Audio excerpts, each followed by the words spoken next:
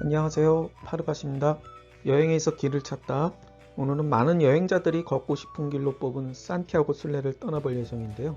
코로나 이전에 산티아고 800km 프랑스 길을 여러 차례 걸었었습니다. 또 5월에 노을한 유채화 풍광이 그대로 떠오르는데요. 길 위에서 만난 사람들, 그리고 예상치 못했던 상황들을 마주하면서 우리는 여행을 통해서 많은 것을 배우게 되죠. 시간이 흐른 뒤에 마음속에 남는 기억들이 있다면 그 여행의 가치를 말해주는 것 같습니다. 다시 여행을 떠나게 만드는 이유인 것 같기도 하고요. 저의 산티아고는 어땠었는지 여행에 대한 갈증이 잠시 해결되는 시간이 되길 바랍니다. 제가 여행했던 지역들 10개를 한번 추려봤는데요. 첫 번째 파미르 하이웨이 중앙아시아죠. 두 번째 북미 최고봉 맥킨리, 세 번째가 산티아고 순례, 네 번째가 히말라야 네팔 트레킹. 아마 여기는 잘 모르실 수 있을 텐데요. 파푸아누기니의 코코다 트레일이라고 정글을 횡단하는 트레일이 있습니다. 가르왈 히말라야, 망가파르밭, 킬리만자로, 라틴 아메리카를 종단했었던 여행들. 장보고 탐사기지에서 안전요원으로 활동을 했었고요. 남극은 정말 오랫동안 기억에 남는 지역이라 이런 10개의 지역들이 제가 여행을 꿈꾸고 의미를 찾는 지역들이었습니다. 오늘은 특별히 산티아고 떠나보겠습니다. 누구나가 자기만의 그런 여행들을 꿈꿀 텐데요. 제가 생각하는 여행의 모토는 다양한 사람들을 만나면서 많은 배움을 얻고자 하고요. 여행 속에서 사람을 만나고 자연을 느끼며 현재의 내 삶을 변화시키는 힘을 여행을 통해서 얻는 거죠. 배낭 여행자들이 항상 가지고 다녔었던 바이블이 있습니다. 인도 배낭여행사에서 인솔자로 활동을 했었는데요. 항상 가지고 다녔던 그 가이드북이 있습니다. 여러분들은 어떤 걸 가지고 다녔었나요? 많이 알고 계실 이 가이드북인데요. 토니 휠러는 1946년 영국 태생으로 아버지가 항공사 직원이셨어요. 어린 시절부터 여러 나라에서 이제 살았었고 크라이슬러 엔지니어로 이제 근무를 했었죠. 1971년도에 배우자분 모린 힐러를 만나고 대륙을 횡단을 해서 아시아를 관통해서 이제 호주까지 이제 도착을 했는데, 호주까지 도착했었을 때 수중에 남은 거는 27센트하고 카메라 한 대가 전부였습니다. 두 분의 그런 여행 경험을 책으로 것이 인기를 얻게 됐는데, 여행서적 시리즈를 이제 계속 발간을 하게 되면서 지금의 로닌 플래닛이 탄생을 하게 되었습니다.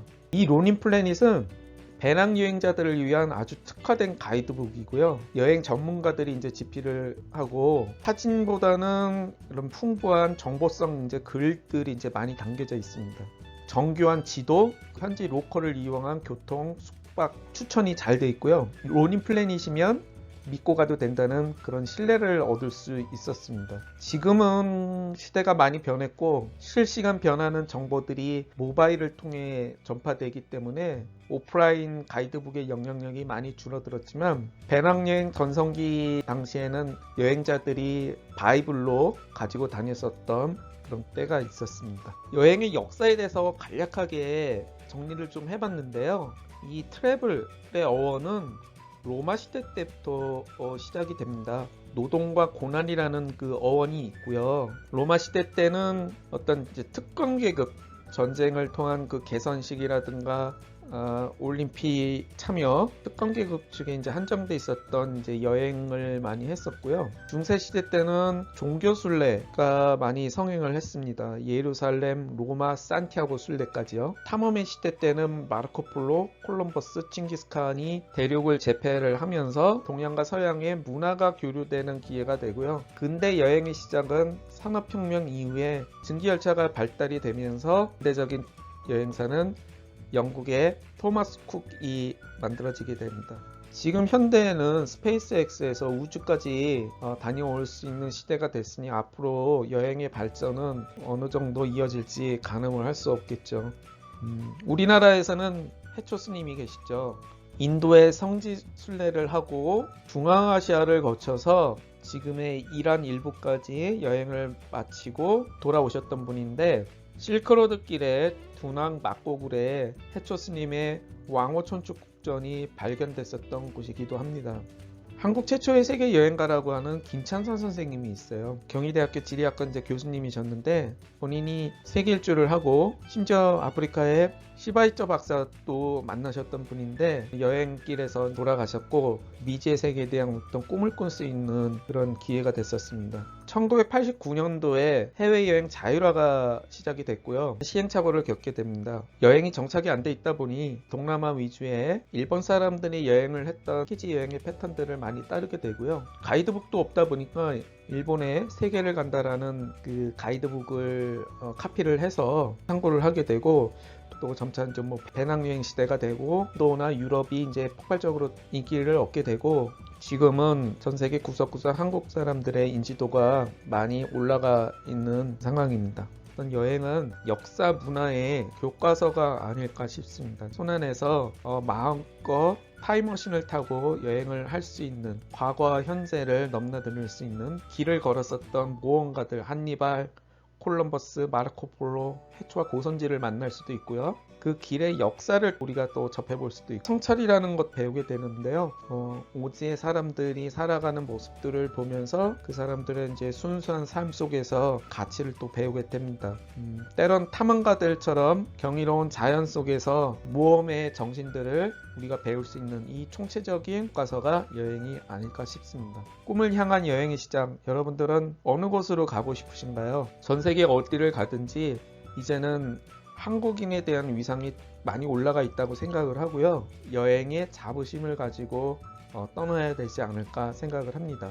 산티아고 길에서 가장 많이 받는 질문이 있습니다. 한국 분들이 사실 많고요. 외국 친구들이 왜 산티아고에 한국 분들이 많이 오냐고 물어봅니다. 산티아고에서 좋은 이미지를 남기기 위해서는 우리 한국 사람들만의 여행 에티켓을 좀 가지고 가면 좋지 않을까 생각합니다. 글로벌 여행자가 되기 위해서는 한국이 그런 위상만큼이나 그런 에티켓들을 많이 지켜주면 좋을 것 같아요. 특히나 산티아고에서는 다국적의 사람들이 알베르게에서 같이 생활을 하기 때문에 성향들이 그대로 드러나게 돼서 좋은 이미지를 좀 남겨놓을 필요가 있을 것 같아요. 더웨이라는 영화는 에밀리오 에스테베즈라는 감독인데 주인공 마틴 신의 실제 아들이었고요. 아버지와 아들이 산티아고를 걷고 나서 그 영감을 받고 영화를 만들게 됐죠. 아들이 산티아고에서 피레네를 넘다가 풍을 만나서 이제 죽게 되고 그 유해를 가지고 왜 그렇게 산티아고를 걷고자 했는지를 생각하면서 아버지가 겪는 그 에피소드들인데 이 산티아고 길을 통해서 마틴 신의 여행을 찾게 되는 그런 스토리라 이 영화를 보고 미국 사람들이 많이 산티아고를 찾게 되었다고 합니다. PCT라고 해서요. 멕시코 국경에서 캐나다 국경까지 4,300km 여정을 겪는 와일드라는 이 영화를 통해서 또 모험을 좋아하시는 분들이 이 PCT 걷기도 많이 도전을 하고 있는 걸로 알고 있습니다. 자연을 좋아하시고 걷기 여행을 좋아하시는 분들이 보면 좋으실 그런 영화로 추천을 드립니다. 산티아고 순례길은 1993년도 유네스코 세계문화유산으로 지정된 순례길이고요. 예수의 12제자 중에 야고보가 예루살렘에서부터 스페인까지 복음을 전파하러 갔었고 야고보의 무덤이 있는 이제 산티아고 콤포스텔라로 향하는 여정인데요. 1189년도 교황 알렉산더 3세가 세계 3대 성지로 이제 선포를 하게 됩니다. 순례자라는 책이 출간되면서 많은 인기를 얻게 됐죠. 뭔가 신비의 영감을 찾아서 여행자들에게 어떤 꿈을 꾸게 되는 책이 아닌가 싶습니다. 검의 의미를 우리는 어떤 인생의 목표, 인생의 의미, 지금 내가 하고 싶은 것, 꿈으로 좀 정의될 수도 있을 건데 여행의 꿈은 어디에 있는지 이 책을 통해서 또 산티아고 순례를 통해서 한 번쯤 생각해 볼 수 있는 시간이 되면 좋을 것 같습니다. 여행자의 입장으로 오시는 분들도 많습니다. 여행자에게는 전 세계의 모든 지역들이 떠나는 순례자의 마음과 같지 않을까 해서 여행 순례자라는 말로 표현을 좀 해봤고요. 제가 경험했었던 산티아고의 여행 스토리를 한번 살펴보도록 하겠습니다.